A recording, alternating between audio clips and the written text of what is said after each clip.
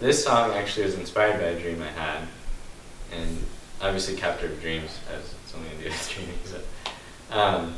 But yeah, so this dream I had, and it really lines up with at least the first few riffs, was that, so I was in this like museum or something, or just some big building, and the ceiling started like crumbling on everyone, and it seemed like a huge earthquake. So people are just panicking, like freaking out, and so that was the first riff. You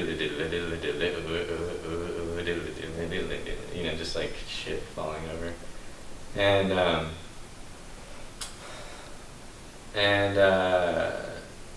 so then what happened, I ended up being sort of cornered against the wall or something, and I was with either friends or family or some people I knew, and this witch came in and was like looking for me, and she came in with like a couple like, you know, evil minions, whatever, and she came up like right to my face, and I knew she was like so nasty, I didn't even want to look at her, so I think my eyes were closed. So then she was just like right up to my face, I could like feel her breath, and she was like, said something about like, we've been looking for you, and like, and so all that shit. And so the part that Keith actually does sort of like, or he's gonna do like a witchy sounding voice, and then that's supposed to be sort of this creepy like witch talking to me, and then after that, the song really changes the feeling and becomes more escaping the witch. So then it has all the galloping. Yeah, it kind of has that like running away from something. Yeah, and sort of just, and then, yeah, so all the riffs after that are more about taking off in my mind,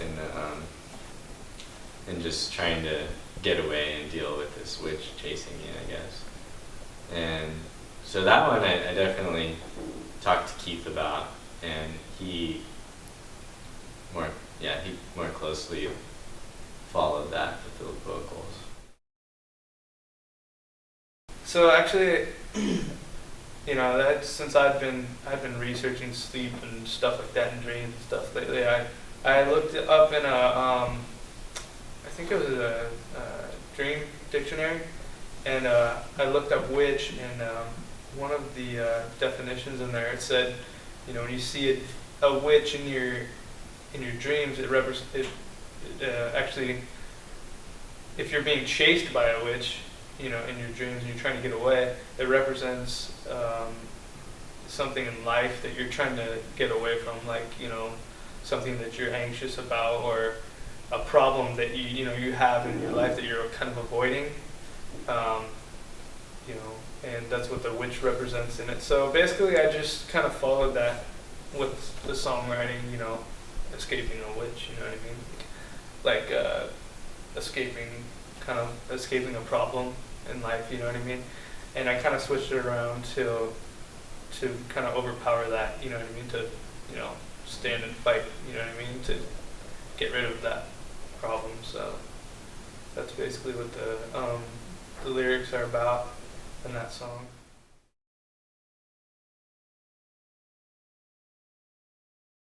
Well, I think we stand out a lot.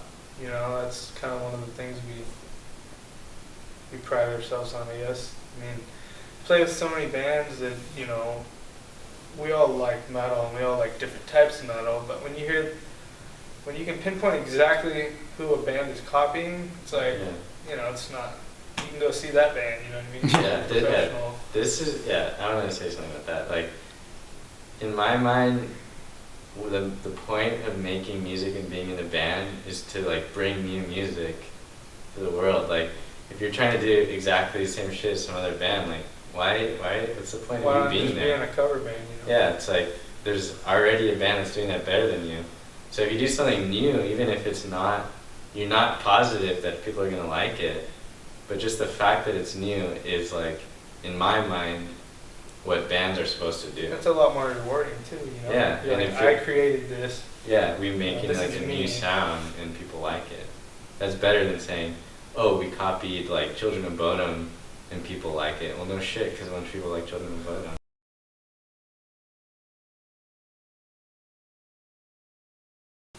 The goal is to start some recording in December. So try to get the music. We're demoing, unlike the last CD, we're trying to demo all the songs, have demo recordings of all the songs, so we can edit them and talk about them and So we can make changes. work together on them instead of everyone sort of doing their thing and then we're like, oh, that's like weird, that's a weird drum part, or that's kind of a weird like guitar solo or something, and then it's just like, oh well, you know, it's done, that's it. We did that on 4 of the songs on the last album. Yeah. It seemed like a really good tactic to use to Yeah, kind of plan it out and see how it, it's kind of like a rough draft. yeah, but yeah, it's good just so that we can also let the songs kind of sit and like we can tweak them. Anyway, so we want to have that done hopefully before September, and then December, and then start recording around December time. But our general schedule, being realistic, would be sometime next year, like in the probably spring-ish, or maybe early next year to spring, depending on how lucky we are.